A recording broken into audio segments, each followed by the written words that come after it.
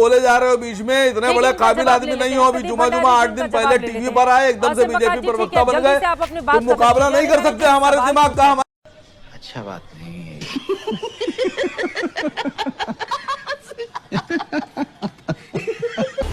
ये कहा जा रहा है कि मुसलमान अगर सेकुलर है तो वो अपने वक्फ के जो उनके कमेटियां हैं उनमें हिंदुओं को जगह दें, उनको मेंबरशिप दें, उनको पदाधिकारी बनाएं। अगर हम सेकुलर हैं तो बटोगे तो कटोगे आप नारा लगा रहे हैं, एक रहोगे तो नेक रहोगे। देश में 80% दलित, आदिवासी और पिछड़े हैं। देश के सभी मंदिरों में, आश्रमों में, अखाड़ों में आप 80% क्यों पदाधिकारी नहीं बना रहे? जगह दीजिए उनको। आप खराब हो जाएगा, मैं माँ अम्मा बहन पे आ जाऊंगा, मैं इनकी अम्मा बहन पे आ जाऊंगा। सैयद असीम वकार जी, आपको हमारे मंदिरों पर बोलने का कोई अधिकार नहीं है। आप हमारे कॉन्स्टिट्यूशन ऑफ इंडिया की है। ये देश जो है वो संविधान के हिसाब से चलेगा, कोई धार्मिक किताब के हिसाब से नहीं चलेगा। ये आप भी जानते हैं, आप भी संविधान में विश्वास रखते हैं। सुन तो लो मेरे भाई, बोले जा रहे हो बीच में, इतने बड़े काबिल आदमी नहीं हो। अभी जुमा 8 दिन पहले टीवी पर आए, एकदम से बीजेपी प्रवक्ता बन गए। तुम मुकाबला नहीं कर सकते हमारे दिमाग का, हमारे जबान का। असदुद्दीन ओवैसी को लेकर ठीक है, जब आपके पास बोलिए तथ्य नहीं है तो बोलिए। मैडम मैं बोल तो रहा हूँ, आप 80% दलितों को, सबको लेकर आ गए। अरे 80% दलितों को, पिछड़ों को, आदिवासियों को मंदिरों में पदाधिकारी और पुजारी क्यों नहीं बना रहे? बजाओ ताली।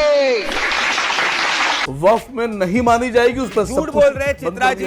इन्हें 6 महीने तक झूठ ये बोला था कि मुसलमानों की सिटीजनशिप सीए कानून के तहत चले जाएगी। मैं इनसे पूछना चाहता हूं कि कौन सा मुसलमान की सिटीजनशिप सीए कानून के तहत चली गई? ये झूठ बोल रहे हैं। ड्राफ्ट बिल मैंने भी देखा है। ये इनके कानून में ये था कि वक्फ गरीब की, किसान की, आपकी, मेरी, किसी की भी जमीन ले ले और वक्फ के सामने ही हाथ जोड़ के जाना पड़ता था कि भाई मेरी जमीन मुझे वापस कर दो। ये इस्लामिक कानूनों के हिसाब से देश को चलाते थे वक्फ के अंदर। हम संविधान के हिसाब से चला रहे हैं। बोलिए असीम वकार जी। मुझे बोलने तो दीजिए भंडारी साहब, अभी इससे बड़ी बात बोलने जा रहा हूँ। अभी जी रेडी हो जाइए, पेट्रोल लगाने जा रहा हूँ आपके।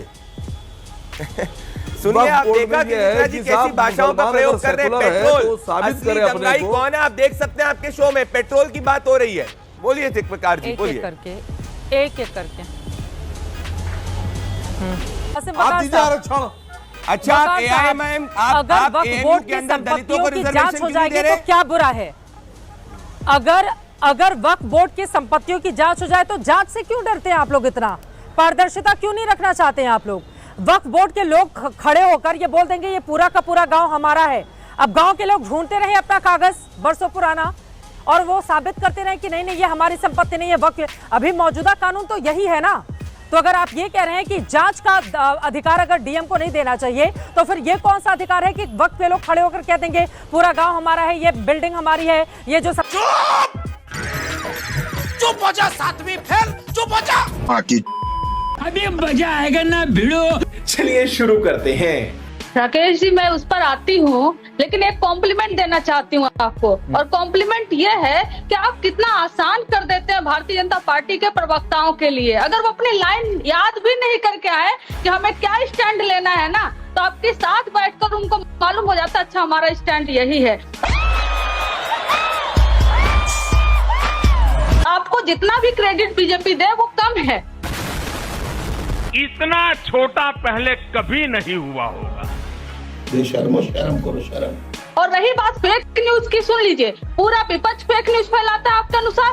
विपक्ष के समर्थक फेक न्यूज फैलाते हैं, ट्रम्प ताऊ भी फैलाते हैं। एक राकेश पांडे जी फेक न्यूज नहीं फैलाते हैं और एक मोदी जी नहीं फैलाते, उनके समर्थक नहीं फैलाते हैं।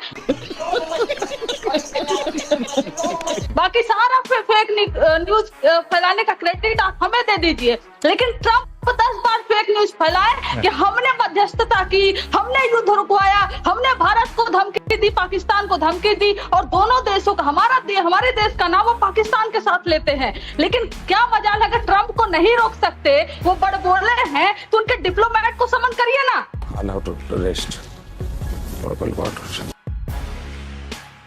अपने देश में यहाँ पर जो उनके डिप्लोमेट है आप समन करिए और बोलिए कि हमारे देश के खिलाफ इस तरह का फेक न्यूज फैलाना है। ट्रम्प ताऊ जी बंद करिए। लेकिन राकेश पांडे जी तो कंचना जी, यहाँ तो अपने देश में लोगों को रोक नहीं पा रहे हैं।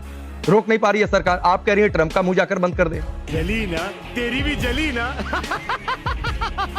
तो ये नहीं होता है। दूसरी बात है, नहीं सुनिए और सुनिए ना, सुनिए कंचना जी, आपने क्या कहा, सुनिए मैडम, आप ही के पास हूँ। आपने एक शब्द कहा कि मैं कह रहा हूं कि फेक न्यूज विपक्ष फैला रहा है। मैंने ये बिल्कुल नहीं कहा। मैंने क्या कहा कि फेक न्यूज पर सियासत कर रहा है। अच्छा, लेकिन एक बार जब बीजेपी का आलाकमान ने कह दिया कि नहीं भाई ये खारिज है, ये नहीं है कोई अभियान, उसके बावजूद इस तरीके की बात, तो फिर तो पूछा जाएगा ना कि इस वक्त बॉडी इतनी गर्म है, मेरे सामने ये लोग नजर आए, सियासत कर रहा है कि नहीं। अच्छा, और एक बात और कह दूं कंचना जी, कहीं आप सवाल उठाइए तो पहले गिरबान में झांकना चाहिए। तेरा तो गेम बजाना पड़ेगा। अभी आपकी पार्टी के नेता ने, जिनको आप लोगों ने बाहर का रास्ता दिखाया, वो कह रहे हैं कि पार्टी में ही जयचंद बैठे हुए हैं। तो पहले अपने पार्टी की चिंता कर लीजिए मैडम, फिर देखिएगा कि राकेश पांडे किसको क्रेडिट दे रहे हैं, किसको क्रेडिट नहीं दे रहे हैं। सुनिए, आपने फिर आपको पढ़ने नहीं आता। फिर उन्होंने बोला कि उनके इर्द गिर्द कुछ लालची लोग बैठे, उनके इर्द गिर्द कुछ जो उनसे बेनिफिट लेना चाहते हैं। तो मैं आपको करेक्ट कर रही हूँ फिर से। और रही बात प्रधानमंत्री मोदी जी का और बीजेपी का, एक स्टाइल है। स्टाइल क्या है? पहले किसी न्यूज को पिन कर दो, पब्लिक कैसा ओपिनियन दे रही है, और रॉन्ग चला गया मैसेजिंग तो कह दो ये फेक न्यूज है। अरे देवा, ये गड़बड़ है बाबा। जुम करो। दरअसल ये बीजेपी का प्लांटेड एजेंडा था, जैसे हर हमेशा वो करती है कि सिंदूर बांटेंगे, लेकिन जब लगा ये बैकफायर हो जाएगा तो तुरंत वापस ले लो और मीडिया पे चला दो, देखो अपोजिशन फेक न्यूज से राजनीति कर रही है। राकेश पांडे जी, हम भी राजनीति में हैं, हम भी समझते हैं। बाकी आपको धन्यवाद कि आप फेक न्यूज नहीं फैलाते, मोदी जी फेक न्यूज नहीं फैलाते, सारा विपक्ष फेक न्यूज। अच्छा, जयचंद को नहीं, ये बता दो, जयचंद को निकालना चाहिए था, काहे तेज प्रताप को निकाल दिया बात? नहीं, तेज प्रताप जी के कुछ लोग होंगे, खासकर वैसे मीडिया में बहुत सारे जयचंद भरे पड़े हुए हैं। आप लोग निकाल देंगे क्या? लवणे न भोजन। मीडिया में भी ऐसे जयचंद पड़े हुए, दिन रात पता नहीं क्या क्या बोलते रहते, चलाते रहते अपने देश। अरे CDS चौहान जो है वो भी क्या फेक न्यूज फैला रहे हैं क्या? जो बाहर की एजेंसियों को, मीडिया एजेंसियों को जिन्होंने इंटरव्यू दिया, वही राहुल गांधी जी इंटरव्यू दिए होते थे। आप आज तक कह चुके होते देश विरोधी, पाकिस्तान परस्त, चीन परस्त, हमारे देश को तोड़ने की कोशिश हो रही है। लेकिन सवाल तो उठेंगे ना भैया। आप एक नैरो लाइन लेकर साइड से निकलकर अगर निकलना चाहेंगे तो बाकी जो रास्ते, अब नैरो लाइन कौन लेना चाह रहा है करण वर्मा? इस देश में पहले के CDS को पता नहीं क्या क्या तमगा दे दिया गया। नैरो लाइन कौन लेना चाह रहा है कि ऑपरेशन सिंदूर को लेकर कह दिया जाता है कि 3-4 फाइटर जेट उड़ा दिए गए। ऑपरेशन सिंदूर को लेकर विपक्ष के कितने नेताओं ने कह दिया कुछ हुआ ही नहीं है। नहीं, ठीक है, आप बोल लीजिए, क्योंकि हमारे सवाल आपको छुपेंगे। राकेश जी, नहीं, हमें क्यों चुभेंगे? जिसको चुभना चाहिए चुभेंगे। आधे घंटे ज्यादा डिबेट हो गया, 16 मिनट तो हो गया। आपने पूछा विशेष सेशन क्यों नहीं बुलाया? जब हमें कंफ्यूजन है, देश को कंफ्यूजन है, तो कंफ्यूजन दूर करने की तो आप मांग करिए ना। मैं विशेष सत्र के आपके मांग के विरोध में थोड़े नहीं हूँ कंचना यादव, लेकिन तय करिए ना कि मांग क्या करनी है। स्पेशल सेशन मांग करनी है, ऑल पार्टी मीटिंग मांग करनी है, या फिर डिबेट के बहाने, जेट गिराने के बहाने ये साबित करना है कि राफेल गिर गया? तय कर लीजिए पहले, एक विपक्ष में सहमति बना लीजिए कि करना क्या है। इस पेशे को भड़वागिरी कहते। अरे समझ, उसके बाद आइए, खैर करण वर्मा बोलिए। प्रॉब्लम यही है कि आपको ही समझ नहीं आ रहा है कि वहां पर घसीटा जाएंगे, इसलिए विशेष सेशन नहीं बुला रहे ना।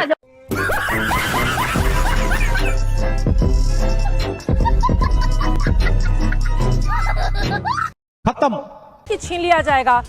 हाँ, आप अपनी बात रखिए, यहाँ तो जांच की बात हो रही है ना। वक्फ बोर्ड की संपत्ति की जांच भी नहीं हो, ये बहुत सही है। मुख्यमंत्री कह रहे हैं बटोगे तो कटोगे, यानी सत्ता में नहीं रहोगे, ये सच्चाई है। हाँ। पिछड़े बढ़ गए तो सत्ता से बाहर हो गए, दलित बढ़ गए तो सत्ता से बाहर हो गए। मैं तो कह रहा हूं कि मुख्यमंत्री जो उत्तर प्रदेश के कह रहे हैं बिल्कुल सही कह रहे हैं। दलितों को इकट्ठा होना चाहिए अपने अधिकार के लिए, पिछड़ों को इकट्ठा होना चाहिए अपने अधिकारों के लिए और मुकाबला करना चाहिए। और अगर आपको लगता है कि सब हिंदू हैं तो दलितों को, पिछड़ों को मंदिरों में, आश्रमों में और अखाड़ों में 80% आरक्षण क्यों नहीं दे रहे हैं? आप लोग दीजिए। आप वक्फ बोर्ड की प्रॉपर्टी अडानी को देने की तैयारी है मैडम, लेकिन और छोड़ेंगे किसी को नहीं है। ये मंदिर की प्रॉपर्टी भी देंगे, मस्जिदों को भी देंगे, गुरुद्वारों की, चर्च की, सब प्रॉपर्टी अडानी को दे देंगे। नहीं मिलनी चाहिए। बाकी जगहों पर आरक्षण के लिए ठीक है सर। अब मैं जवाब ले दोस्तों आप लोग क्या सोचते हो वक्फ बोर्ड के ऊपर? ये जो बिल आया है दोस्तों, क्या इसको लाना अभी ज़रूरी था या फिर ये चुनाव के वजह से लाया गया है? अपना ओपिनियन जरूर कमेंट बॉक्स में देना। फिर मैं तो आपको ऐसे किसी वीडियो में, तब तक अपना ख्याल रखिए। Bye bye. कार्ड जहाँ जिसका भी जिक्र मुख्यमंत्री की ओर से किया जा रहा है या देवेंद्र फडणवीस की ओर से किया जा रहा है, वो अपने लोगों को संबोधित कर रहे हैं, अपने वोटरों को संबोधित कर रहे हैं, वो उनको जगाने का काम कर रहे हैं। तो इससे क्या दिक्कत है सिम वकार साहब? जो सवाल बीजेपी की ओर से पूछा जा रहा है, वो कह रहे हैं तुष्टीकरण की सियासत करें आप लोग, आरोप लगाएं बीजेपी के ऊपर। मैंने देखिए कोई तुष्टीकरण की राजनीति नहीं कर रहा है। आप समर्थन कर रही हैं, आपने गुप्त अल्फाजों में समर्थन कर दिया कि वो बढ़िया कर रहे हैं, उनका नारा ठीक है। मुझे लगता है कि उनका नारा गलत है, और अगर आपको लगता है उनका नारा ठीक है और पूरे देश में होना चाहिए, तो भी मणिपुर में क्यों आप नहीं बोलते हैं? भाई मणिपुर पे तो ना आप बोल रहे हैं और ना वो अनुपम खेर बोल रहे हैं। कश्मीर फाइल बनाएंगे, मणिपुर फाइल नहीं बनाएंगे। क्या मणिपुर के लोग आपके लोग नहीं हैं? मणिपुर की औरतें आपकी औरतें नहीं हैं? मणिपुर की बच्चियां आपकी बच्चियां नहीं हैं? महाराष्ट्र की बात मणिपुर में जो हुआ, आप मणिपुर कहाँ जा रहे हैं? अभी तो महाराष्ट्र की बात हो रही है। आप मणिपुर फाइल्स आप बना लीजिए सर, आप भी तो देश के नागरिक हैं, कुछ काम आपको भी तो करना चाहिए ना। जली ना, तेरी भी जली ना। अगर उधर अनुपम खेर नहीं बना रहे हैं कश्मीर फाइल्स, तो आप बना लीजिए। कश्मीर फाइल्स उन्होंने बनाई, आपने बना लीजिए मणिपुर फाइल्स। मैं आपसे सवाल पूछ रही हूँ, आपके खेमे से भी तो ऐसे ही बयान आते हैं ना, जिन बयानों को लेकर हम चर्चा कर रहे हैं, और आप कह रहे हैं कि मैंने समर्थन कर दिया। सर सवाल पूछ लो तो आप आ जाते, पता नहीं किस मूड में आते हैं कि सवाल पूछ लो तो आपको तुरंत चुप जाता है। असीम वकार जी, बना लीजिए आप मणिपुर फाइल्स, कौन मना कर? मैडम, हाँ बिल्कुल सही बात है। आपको अफसोस जाहिर करना चाहिए था मणिपुर पे, तो आपको ये कहना चाहिए कि प्रधानमंत्री जी को मणिपुर पे बोलना चाहिए था, गृह मंत्री जी को। असीम वकार साहब, मैं बहुत हैरान होती हूँ, असीम वकार के कहने पर मुझे मणिपुर के बारे में अफसोस जाहिर करने की जरूरत नहीं है। उस पर मैंने कई डिबेट शो किए हैं और मैंने लगातार सरकार से, वहां के मुख्यमंत्री से सवाल पूछे हैं। असीम वकार साहब, अगर आप डिबेट खराब करना चाहते हैं, आप यहाँ पर अनुपम खेर को लेकर आ रहे हैं। अनुपम खेर पर यह डिबेट नहीं हो रही है, महाराष्ट्र की सियासत को लेकर हो रही है।